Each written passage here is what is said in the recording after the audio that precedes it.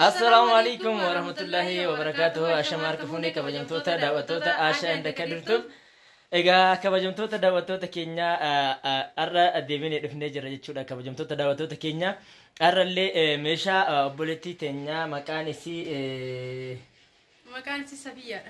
سي سفيا جدمتو إجولة ساكتا يمبيكو بايزوي أنا ديفما نقول ديتي أسوغالمي إجا كبجمتوتا دعوتوتا كينيا جمع دفني تيو دبيني أرى دبيني مشى بولتي تنيا Safiya godanya to jeje chura godanya makani simo to Foziyana le jirti Safiya angalte biya jirti amma kalati mam meshani si gar Safiya de me chura Safiya angalte irti gar biya titte ayya daawwattoota ta kenna share like subscribe chura no jinturun rafatina mesha ajaiba qabanne sini dufne daawwattoota ta kenna mesha akkam babbareedu fi mesha quality ta'e tos keessa jira haga dhumaatti yoo ilaaltan tokko tokko isaatiin gatii isaa wajjin timne chura daawwattoota kenna like godhan wajjin tura egaa warroonni chaanaalii kenna kana faraa taatan subscribe gochuun gama chaanaalii kennaa ka dhuftan jechaan affeerraa kenna yoo ta'u warroonni maamila kenna taatan immoo to hiriyoota keessanii share gochuudhaan meeshaan kun hiriyaa ta'e bira gahee isinilleen akka birattu atillee affeerraa akka gootuuf asumaansillee isinillee warra laalillee affeerree jira jechuudha kabajamtoota daawwattoota keenya baay'ee meeshaan nu biratti argaman meeshaa baay'ee namni yoo gale itti gammadu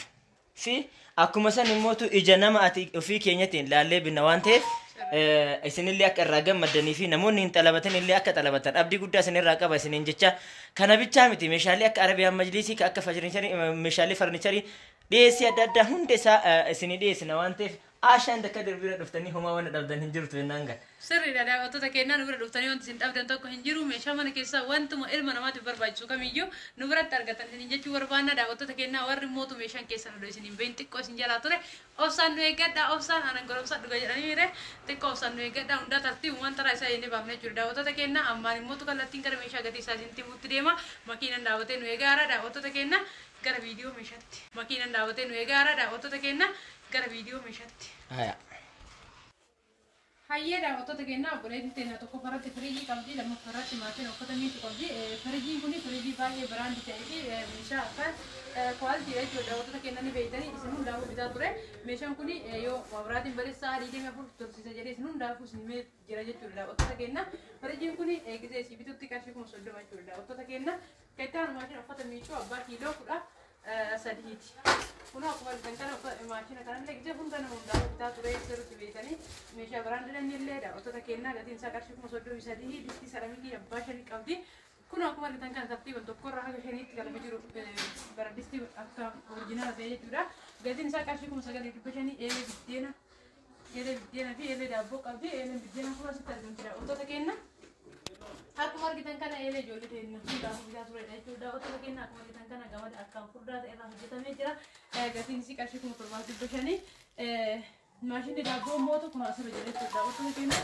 akkuma argitan kana maashina daabboo akkaan quality jechuudha daawwattoota keenyaa abbaa 3 kun inni kun xiqqaa inni kun guddaa fi inni kun guddaa argaatee daawwattoota keenyaa meeshaa kana agarsiisuudhaaf yaalaa jira maaliif fe'amuu eegaa jira waan ta'eef daawwattoota keenyaa dirqama viidiyoo maruu waan qabnu ta'eef malee silaa fe'inatti ture jechuudha daawwattoota keenyaa gatiin maashina daabboo qarshii 13dha. hayya keexxaanuu saanii feermuuziiti saanii feermuuzii akkan quality taatee fi kun oftafannoo qabdi jechuudha qabannoo qabdiidha saanii kan suni kun akkatti yoo barbaadan akkatti gaddeebitanii yoo barbaadan akka garuu dandeettan jechuudha cilfaa tokko wajjin gurguramu sadiin isii warratti qarshii 3,600 bitamte saaniin tuni daawwattoota keenyaa keexxaanuu rakabootii ifaati kun rakabootiin diblaayitii siinii jahaa fi akkuma argitan kana diblaayitii garaa keessaa qaba daawwattoota keenyaa gatiin isaa qarshii 4,000 jookii warqaammaa qabdi kuno jookii warqaammaa irratti argama quality ka eeggateedha jookii kan isin hunduuni beektan bitataa jirtanii qarshii 2,000 jookii boombaa qabdi jookiin boombaa dizaayinii hedduu qaba kun akkuma argitan kana ka arraamu kana fakkaataa walqixxoomsallee kana fakkaatti daawwattoota keenyaa gatiin isaa qarshii 5,000dha daawwattoota keenyaa ka itti jookii boombaa siinii fannoo qabdi siinii fannoo kaartoonii keessaa hin baafne deemuu hojii waan ta'eef siinii fannoo akkuma isin argitan kana kun achi kaartoonii keessatti qarshii 3,200dha mandaja karaba birri 800 kun achi jechuudha daawwattoota keenyaa eegaan maashina shunkurtii fi maashina shunkurtii kun isa galaagilee qabsan jechuudha daawwattoota keenyaa galaagilee waan hundi keessaa qaba akkuma asirratti argitan kana waa hundaa jiraata jechuudha daawwattoota keenyaa akkaataa maashina yaa maashina shunkurtii sanii tokkoof lamaffaa jira inni akka sadaffaa sadarkaa qabattiin hayya daawwattoota keenyaa maashinni kun haga sadarkaa sadaffaa qaba jecha irraa kan hiriin kun tokkoffaa tokkoffaadha. Meeshaa akkaan kwaaltii ta'edha. Qarshii 2,800 bitama. Kan itti aanu immoo daawwattoota keenya sufraa warqaammaa qabdi, kan bunaatiif kan nyaataa qabdi. Kan nyaataa akkuma isin argitan kana lafarra dhafee jira jechuudha daawwattoota keenya. Kan bunaa immoo isa kana daawwattoota keenya sufraa akkaan kwaaltii ta'edha jechuudha daawwattoota keenya. Kunoo kana fakkaata sufraan bunaa kan nyaataa jala hafee meeshaa irratti guuree jira. Gatiin isaa qarshii 2,400 sufraan lama walirratti. Kan itti aanu immoo daawwattoota keenya maankaa fannooti. Maankaa fannoolee fiigii keessaan baay'ee jira jechuudha daawwattoota keenya. Gatiin isaa qarshii 1,400dha. Kan itti aanu immoo maxxashaa qadaadati. Kun maxxashaan qadaadallee kan gurgurlee hedduu bitaa turedha. Maxxashaan kun akkaan kwaalitiidha waan biyya keessatti fayyadamaa jira jechuudha daawwattoota keenya. Maxxashaan kunis gatiin isaa qarshii 2,400. Maashina juusii qabdi, maashina juusii. Kunoo maashina ta'ee jira. Maashina isa biraandii ta'e jookii lama tokko furdaa tokko jiddu galeessaa fi qimamii buna waan barbaadetiin daakuu dandeessu qaba. Ishii keessaa hin baafne deemudha waan ta'eef daawwattoota keenya. Gatiin isaa qarshii 3,900. Maashina qamashaa qabdi. Maashinni qamashallee kunoo yeroo hedduu kaartoonii keessatti isin agarsiisaa nama hedduu laaluu barbaada waan ta'eef har'a keessa baaseera. Kuni kan ittiin hidhan xarabbeessa irratti hidhamuuni kuni kan ittiin ta'amu kana fakkaata jechuudha. Gatiin isaa qarshii maashina qamashaa 2,800dha. Rootoo qabdi. Rootoo kunoo abbaa leetirii meeqa ta'atu? 420. Abbaa leetirii 420ti. Daawwattoota keenya guddinaaf xiqqeen isaa irratti hundaa'a. Gatiin isaa kan isin beekuu qabdani. Gatiin isaa qarshii 33dha jechuudha. Rootoo kana istoovii dhaabbata 3,333 sunde. Dhiifama guddaa daawwattoota keenya ariitii keessa galee wantaan dubbadheera 3,300 dhiifama naa godhatan hin jedha. Kan itti aanu mootu mandajaa dhaabbataa kana qabdi obboleettiin kennaa. Mandajaan dhaabbataa kuni asiin dura isin agarsiiste isin jaalattee bitattee jirti jechuudha daawwattoota keenya. Akkuma argitan kana bakka makattafaa irratti muratanii qaba ol deebi'aa agarsiisa jechuudha. Asiin mootu kun jalaa itti bayaa bakka diskii OR irra kaatanii irratti qaba hin deebi'aa jechuudha. Asirratti abbaa milijaa lamaati. Keessa isaatti illee waan barbaadan kaa'uu dandeessu. Kun booksii qaba daawwattoota keenya magaggaraa qaba. Barbaadan qimamii barbaadan meeshaa waan barbaadan keessa kaa'uu dandeessu jechuudha daawwattoota keenya. Gatiin isaa qarshii 6,000. Hayyee daawwattoota keenya kallattii maaliif meeshaa itti aantu sin dabarsa. Meeshaa itti aantu yoo sin dabarsu maashina bishaan ho'isu qabdi. Maashina bishaan ho'isu kunoo ai jira jechuudha daawwattoota keenya qarshii 1,850 maashina bishaan ho'isu.